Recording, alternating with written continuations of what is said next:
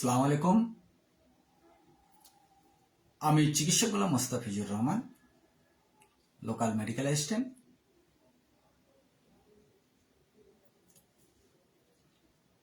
General physician, শিশু রোগে প্রশিক্ষণপ্রাপ্ত।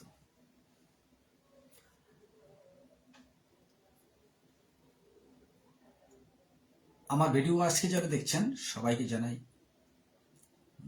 ইংরেজি নববর্ষের প্রাণঢালা শুভেচ্ছা ও অভিনন্দন। আশা করি আপনারা ভালো আছেন। আমি আজকে যে আলোচনা করব আসলে খুব গুরুত্বপূর্ণ একটা ব্যাপার, যেটা হলো যে শরীর নষ্ট করে কাশে আর জমি নষ্ট করে ঘাসে।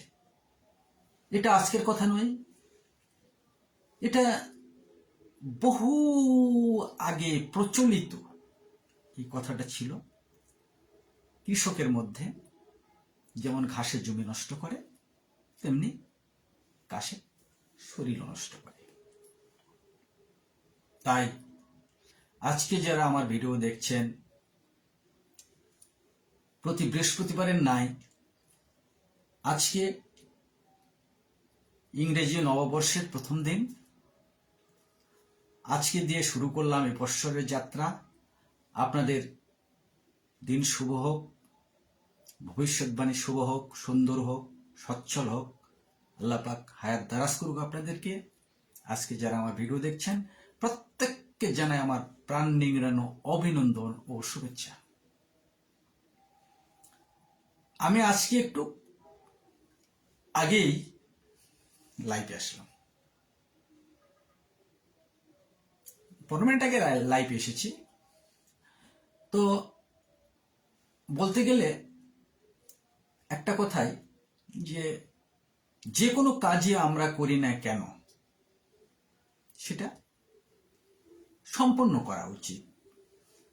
আমি কোনো জায়গায় যাওয়ার জন্য প্রস্তুতি নিয়েছি, কিন্তু অর্ধেক রাস্তা গিয়ে আবার ঘুরে আসলাম।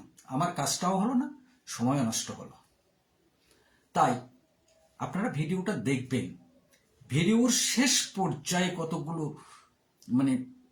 উল্লেখ করা থাকে শারীরিক বিষয়ে, গুরুত্বপূর্ণ।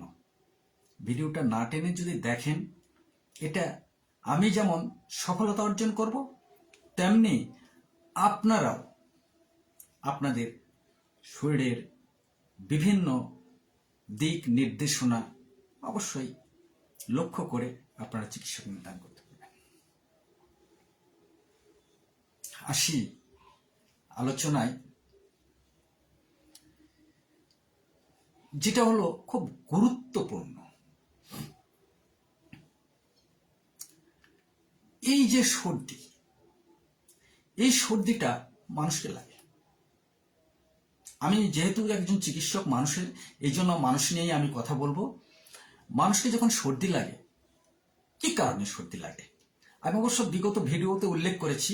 আমার ভিডিওগুলো যদি কেউ সম্পূর্ণরূপে দেখেন, যেগুলো ভিডিও আমি ছাড়ছি, আমার চ্যানেলের নাম ইউটিউব চ্যানেল হেলথ বিডি, বিডিটা লাগানো, এবং ফেসবুক পেজ একই, হেলথ বিডি লাগানো। যারা ভিডিওটা দেখছেন তারা যদি আমার ওই ইউটিউব চ্যানেল অথবা ফেসবুক পেজ অথবা আমার এই ফেসবুক যদি আপনারা ফলো করেন, আমার মনে হয় অনেক অনেক জানার বিষয় আছে শরীর সম্পর্কে। বিজ্ঞান এমনভাবে প্রসার হচ্ছে, যা দিনে দিনে আরো আবিষ্কারের দিকে অগ্রসর হচ্ছে। তাই আপনারা অবগত হবেন। যে কথা বললাম, যে আসলে একজনকে যখন নিমোকোক্কাস, স্টাফাইলোকোক্কাস এবং মেনিঙ্গোকোক্কাস, এগুলো বীজাণু অর্থাৎ জীবাণু বা ভাইরাস আক্রমণ করে, তখনই মানুষের সর্দি লাগে। আর এই সর্দিগুলো এমনভাবে জমে থাকে, তা কখনোই আর বাইর হয় না, এমনকি ঔষধ খেতে খেতে খেতে খেতে এক পর্যায়ে গিয়ে হ্যাঁ এই কফগুলো শক্ত হয়ে বিভিন্ন জায়গায় মানে চাপা হয়ে থাকে। কোথায় কোথায় এই কফগুলো আসলে জমে থাকে আমি সে ব্যাপারে কথা বলবো। যদি আপনারা ব্যর্থ হন কোথাও গিয়ে যে এই কফগুলো অবশ্যই বাহির করার প্রয়োজন, তাহলে আমি বেশি সময় নেব না যে আপনারা আমার কাছে আসেন বা আমার কাছে চিকিৎসা করেন কথা বলবো না। আমার স্যারেরা আছেন এমবিবিএস এফসিপিএস, তাদের কাছে যাবেন, তারা যদি এগুলো কমপ্লিট করে দেয় তাহলে আপনার শরীর ভালো হবে। আর যদি মনে করেন যে না আমার এই কফগুলোকে পরিষ্কার করতে হবে, তাহলে আমার নিচে নাম্বার দেওয়া আছে টেক্সট বক্সে, আপনার সেই নাম্বারে যোগাযোগ করে আমার কাছে আসলে 24 ঘন্টায় আশা করি যেগুলোর কথা আমি বলবো এগুলো বাহির করে দেওয়া সম্ভব, যতদিনেরই পুরাতন হোক। কফ বাহির করে দেওয়া সম্ভব 24 ঘন্টায়। আসি একটা মানুষের ঠিক এই যে সাইনাস, এই মগজের নিচ দিয়ে, এই কানের পাশ দিয়ে উপরের 4 দাঁত, নিচে 2 দাঁত, এগুলো সহ এগুলো হলো সাইনাস। এটাকে সাইনাস বলা হয়। এর ভিতরে কফ জমে যায়। আর কফ যখন জমে যায় তখন ব্যথার সৃষ্টি হয়। আর ব্যথাটা কিভাবে হয় এটাও জানার বিষয়। ব্যথাটা হয় যে যখন আর্টিনারি থেকে রক্তটা ছড়ে দেওয়া হয় এই ম্যাক্সিলারিতে, তখন সেই রক্তটা সেখানে অক্সিজেন নিতে পারে না। অক্সিজেন নিতে না পারার কারণেই ওগুলো কফ জমে আছে, অক্সিজেনটা গ্রহণ করতে পারে না এবং হাইড্রোজেন পার অক্সাইড যে বাহির করে দিবে সেটা বাহির করতে পারে না, বিধায় ব্যথার সৃষ্টি হয়। তার ফলে কি হয়? তার ফলে এইগুলোতে কফ জমে থাকে, এই কফ জমে থাকে। এটা নাম হলো সাইনোসাইটিস। অনেকে বলে সাইনোসাইটিস ভালো হয় না, আমি বলি ভালো হয়। 24 ঘন্টায় সবকিছু বাহির করে দেওয়া সম্ভব, কিন্তু আপনারা অবশ্যই যোগাযোগ করবেন আমার স্যারদের কাছে, না হলে ডেস্ক বক্সে আমার নাম্বার দেওয়া আছে, আমার সঙ্গে যোগাযোগ করবেন। এখন আসি এই সাইনোসাইটিস কিভাবে হয়।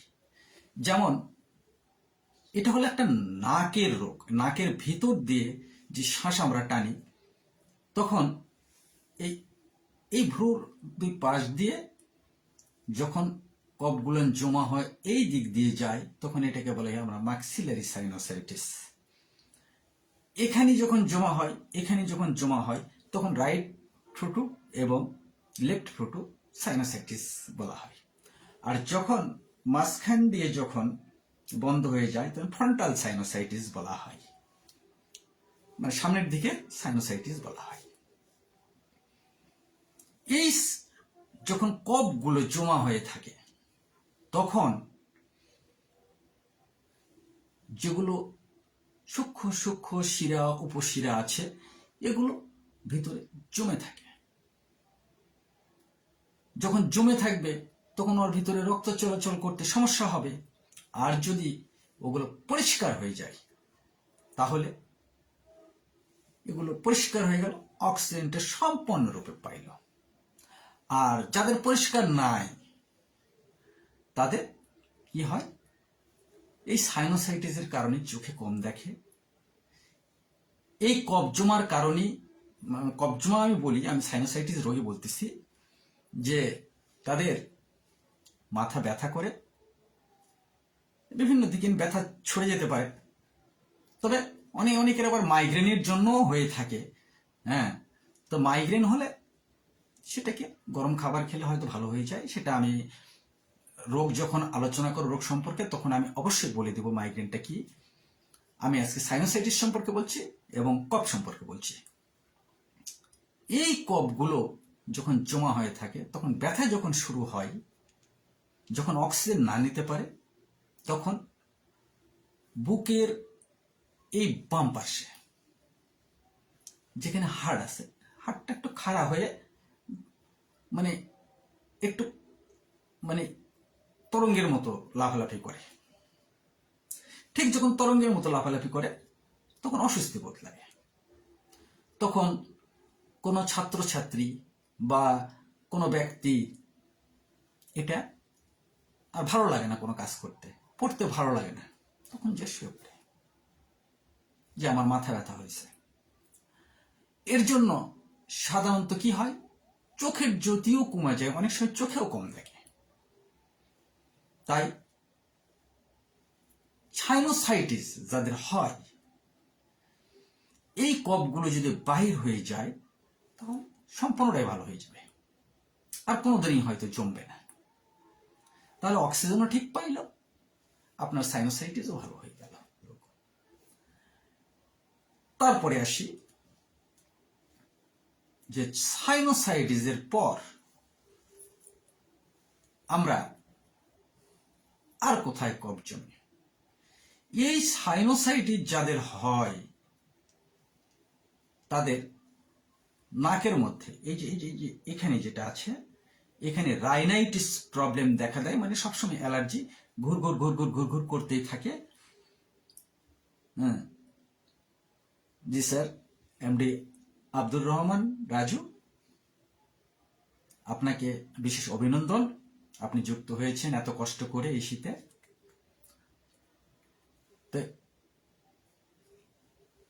এই নাকের ভিতরে যে আমি রাইনাইটিস হয়, তো এই রাইনাইটিসটা সবসময় দেখা যায় যে বিড়বিড় বিড়বিড় করে।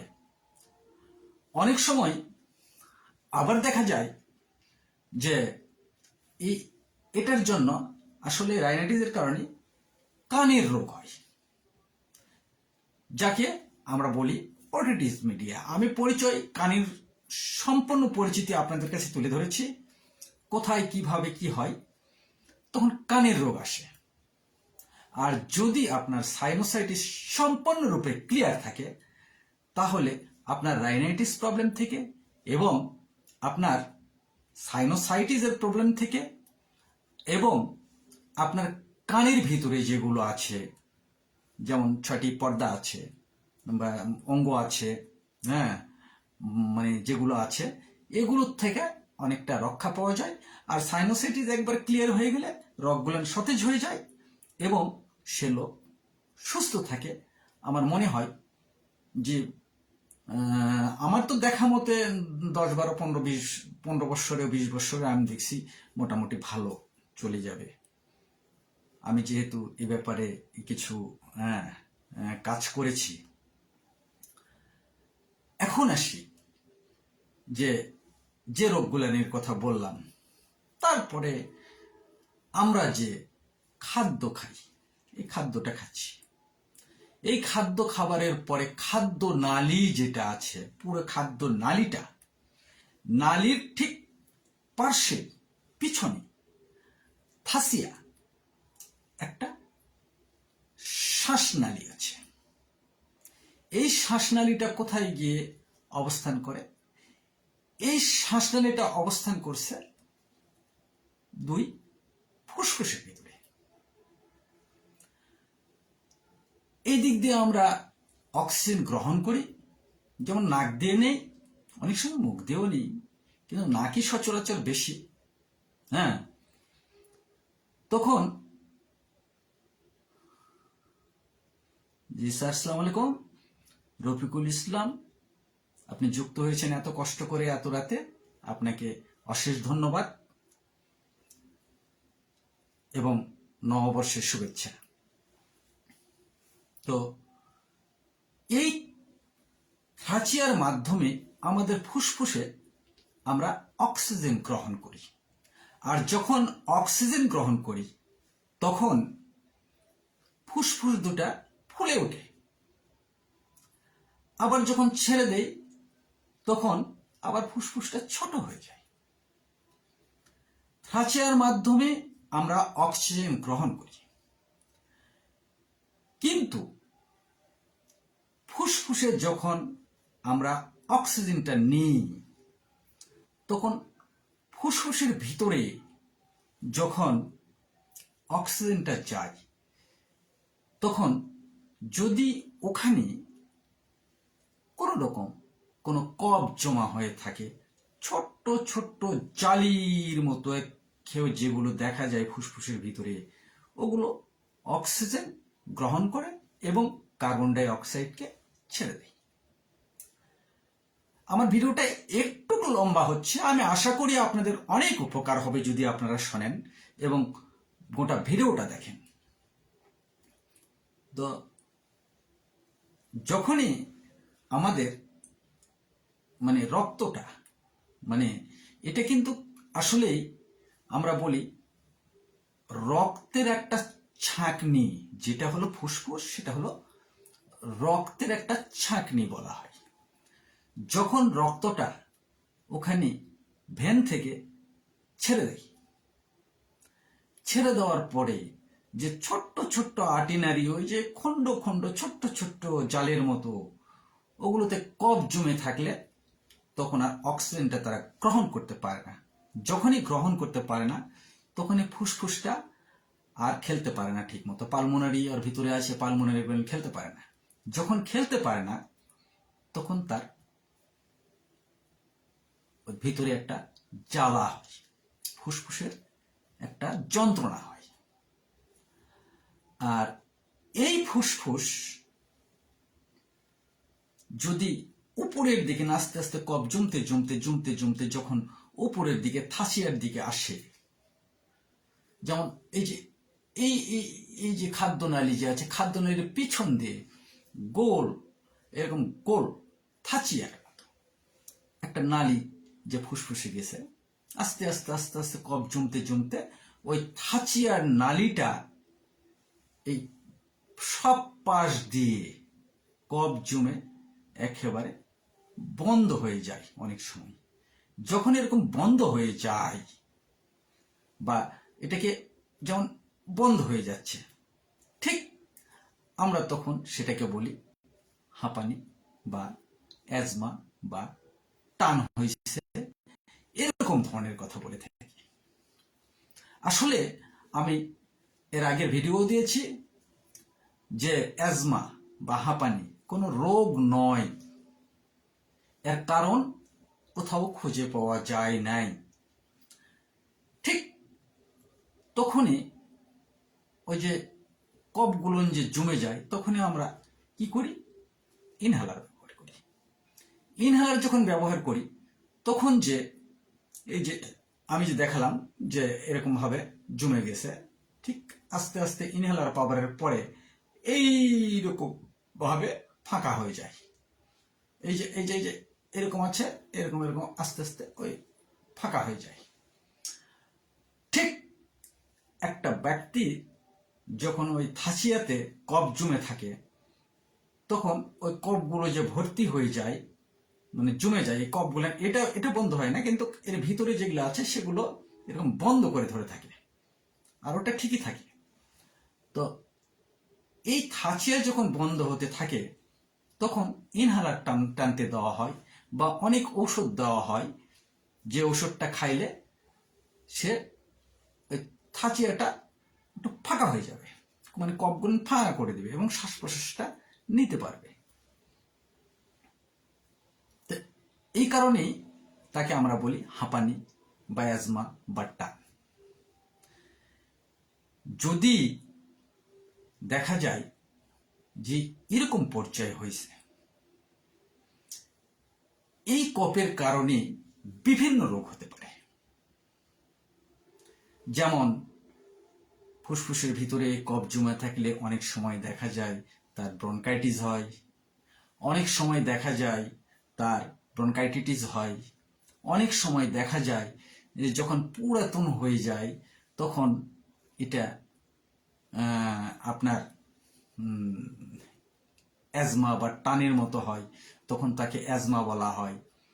যখন বৃদ্ধ বয়স হয়ে যায় তখন পুরাতন হয়ে যায় অনেক এবং ফুসফুসটা ড্যামেজ হয়ে যায় তখন আমরা বলি তাকে সিওপিডি অর্থাৎ ক্রনিক অবস্ট্রাকটিভ পালমোনারি ডিজিজ। এর জন্য আমরা বিভিন্ন ঔষধ প্রয়োগ করে থাকি। এটাকে নির্মূল করতে হলে, এই কাশিগুলোকে নির্মূল করতে হলে অবশ্যই প্রত্যেকটা ব্যক্তিকে চিন্তা করতে হবে যে একটা কৃষক যেমন একটা জমির মানে যে আগাছাগুলো আছে, এই যে ঘাসগুলো আছে, এটা প্রতি বছর প্রতিনিয়ত পরিষ্কার করে। আর আমি মনে করি যে এটা যদি একবার পরিষ্কার করে দেওয়া হয় তাহলে আমার মনে হয় যে সে বহুদিন আর ভালো থাকবে। আমার মনে হয় এই কফগুলো আর কোথাও জমা হবে না। আর যদিও ভবিষ্যতে জমা হয় সেটাও অনেক সময় বের করে দেওয়া সম্ভব। হ্যাঁ, 24 ঘন্টায় বের করে দেওয়া সম্ভব। আমার স্যাররা আছেন, ওনারা চেষ্টা করবেন। হ্যাঁ, অবশ্যই দেখবেন বিচক্ষণতার সঙ্গে। এখন আসি রোগের দিকে। এখান থেকে যখন কফগুলো জমে থাকে, যেমন আমি মাথার কথা বললাম যে সাইনোসাইটিস, মাথার ভিতরে যখন কফগুলো জমা হয়ে থাকে তখন তার ভিতরে টিউমারের, যেহেতু অক্সিজেন পাচ্ছে না, যেখানে চলাচল করতে পারতেছে না, এখানে ছোট ছোট টিউমারও জন্ম নিতে পারে। আবার দেখা যায় যে যখন ফুসফুসে কফ জমা হয়ে আসে, ঠিক ছাঁকনির কাজটা ঠিক মতো করতে পারতেছে না, তখন ওখানে অনেক সময় টিউমার দেখা দেয়। যেমন আমরা বলি ল্যাংয়ে ফোড়া হয়েছে, মানে ল্যাং অ্যাবসেস হয়েছে। আমি রোগ সম্পর্কে যখন বলবো তখন বিস্তারিত বলবো। আজকে আমি লাইভে আছি, আমি সঠিক যেগুলো আসে সেগুলোই আমি আলোচনা করছি।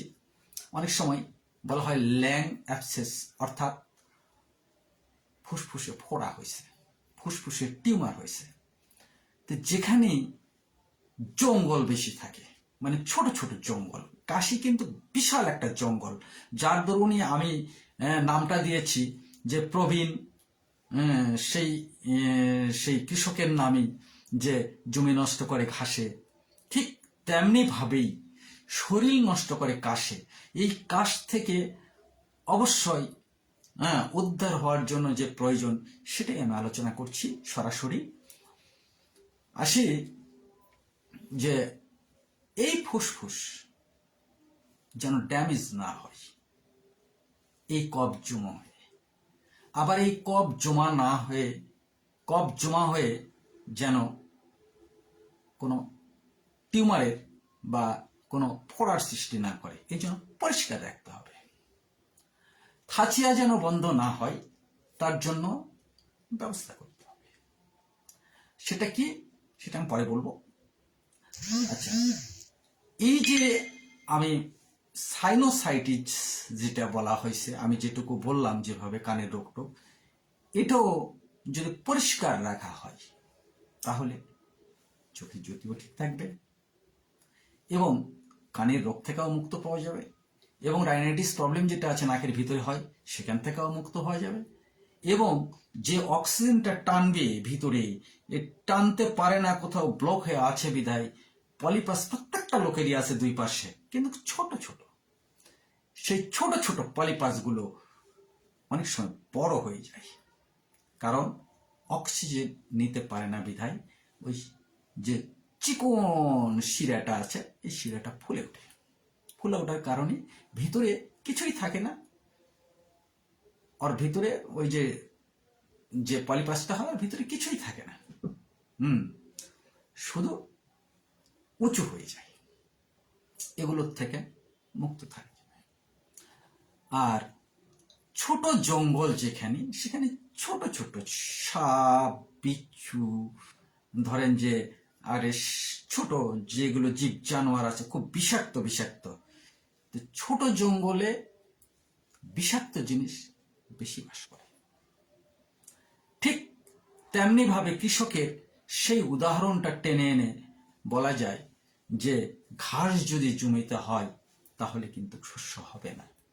এই ঘাসটা তারা নির্মূল করার ব্যবস্থা করে। শরীরটাকেও আপনার ভালো রাখার জন্য আপনাকে করণীয় যে আপনার শরীর থেকে কি করে এই কফগুলো, যে কফগুলোর কথা বললাম, এই কফগুলো বাহির করা সম্ভব। যেমন থাসিয়া যে চংটা আছে, এই চংটা যেমন বন্ধ করে দেয়, এই চংটা যেমন কফে বন্ধ করে দেয়, এই মেডিসিন খাইলে গিয়া আবার সেটা একটু খুলে যায়, আবার বন্ধ হয়ে যাচ্ছে। কারণ ওই ভিতরে যে নিউমোকক্কাস আছে, যে স্টাফাইলোকক্কাস আছে, যে আপনার ম্যানিঙ্গোকক্কাস আছে, এই বীজাণু জীবাণুগুলো এমনভাবে আটকে থাকে, সেগুলো খোলার আর ক্ষমতা হয় না, চিটকা হয়ে লেগে থাকে।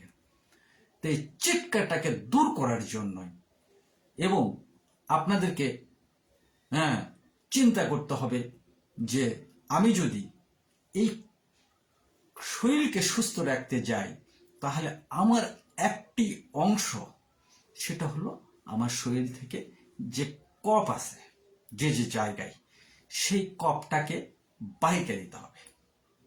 মানে দাঁতের অসুখ হতে পারে ম্যাক্সিলারির জন্য, যেমন এই উপরের 4 দাঁত ম্যাক্সিলারির সঙ্গে যুক্ত থাকে, নিচের 2 দাঁত ম্যাক্সিলারির সঙ্গে যুক্ত থাকে, এগুলো তো হতে পারে।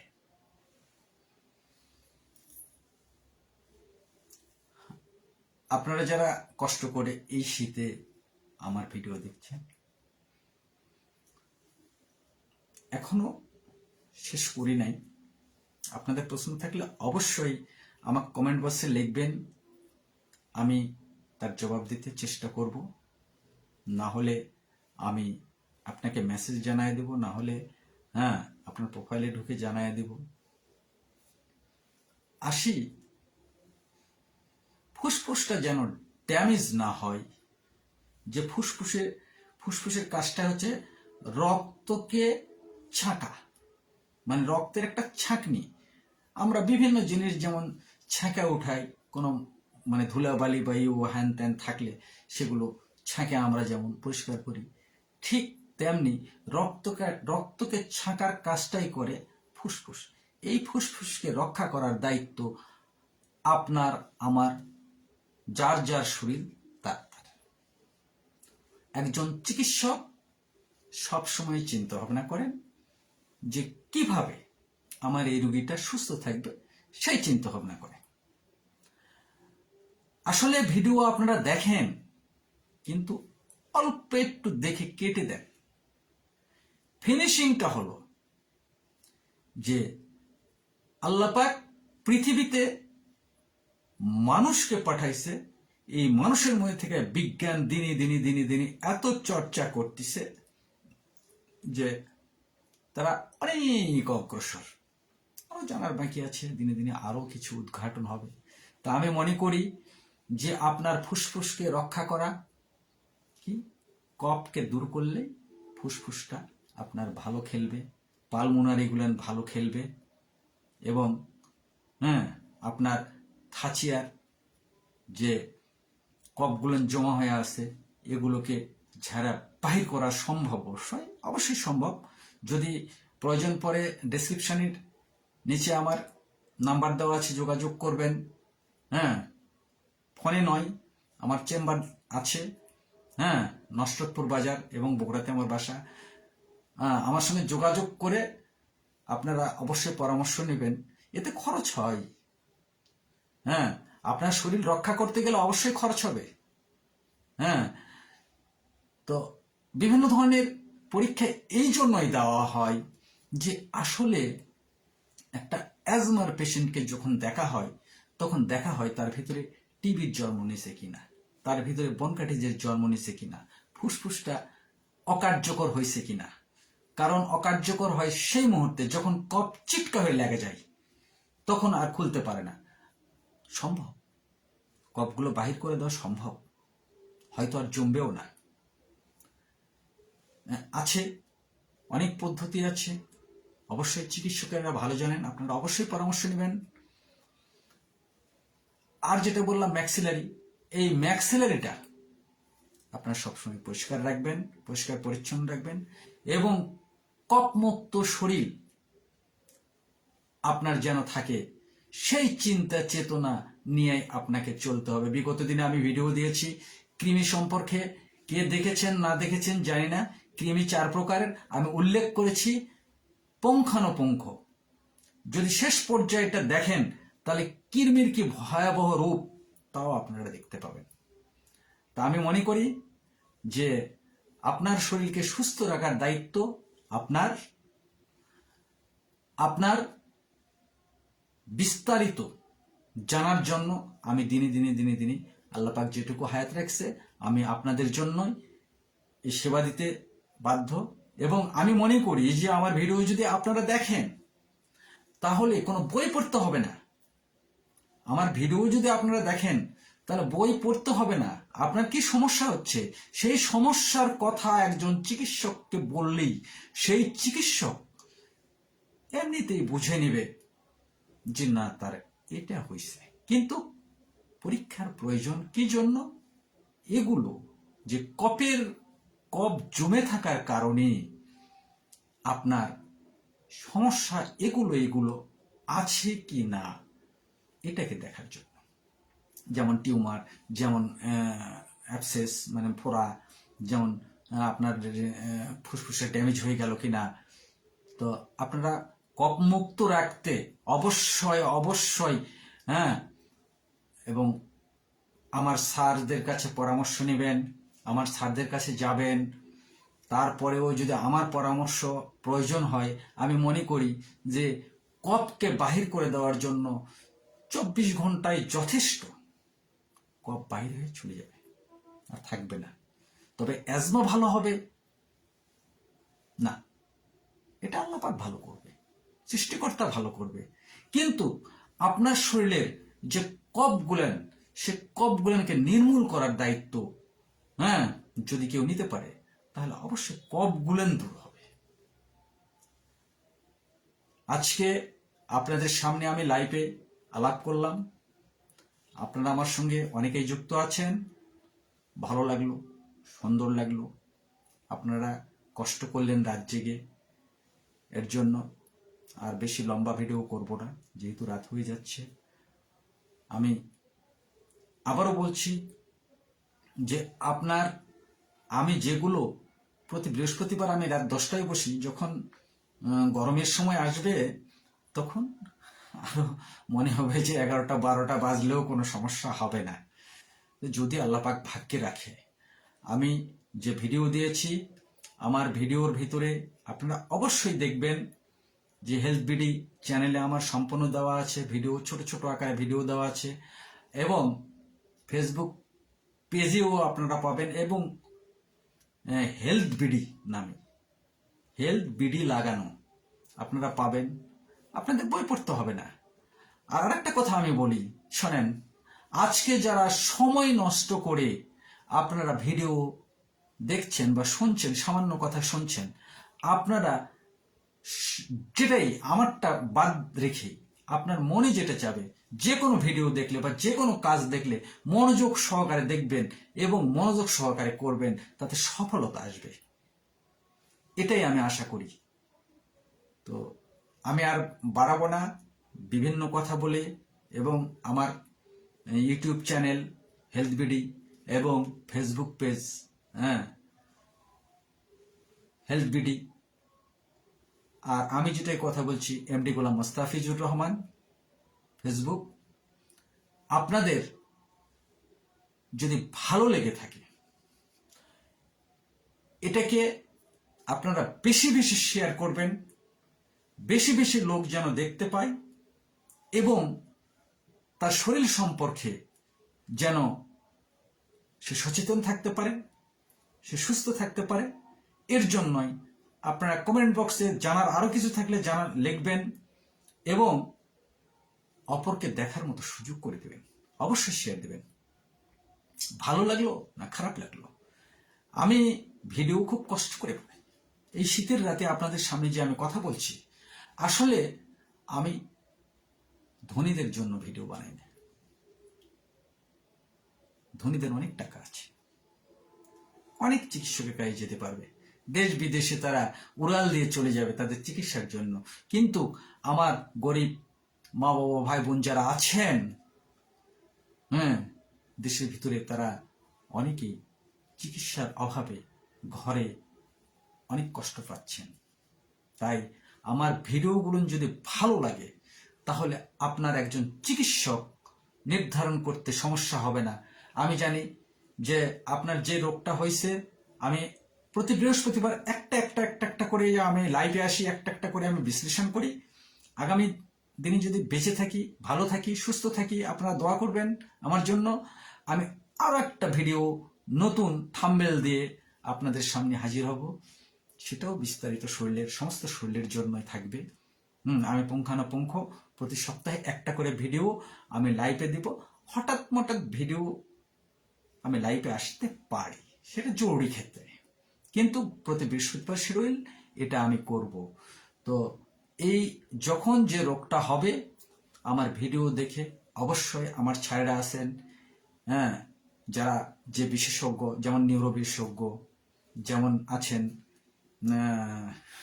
লিভার স্পেশালিস্ট, যেমন আছেন মানে হেড মানে মাথা স্পেশালিস্ট, নাক কান গলা স্পেশালিস্ট, চেস্ট মানে বুক স্পেশালিস্ট, তারপরে হার্ট স্পেশালিস্ট, এবং যেগুলো স্যার আছেন তাদের কাছে আপনারা যাবেন, কিন্তু তোমার ভিডিও দেখে আপনারা নির্ধারণ করে যাবেন। ছাড়েরা অবশ্যই আপনি ফেল করবেন না, ছাড়ও আপনার রোগ ত্রুটিপূর্ণভাবে চিকিৎসা দিতে আগ্রহী হয়ে এবং আপনাকে চিকিৎসা দিলে আপনি সুস্থ হয়ে যাবেন।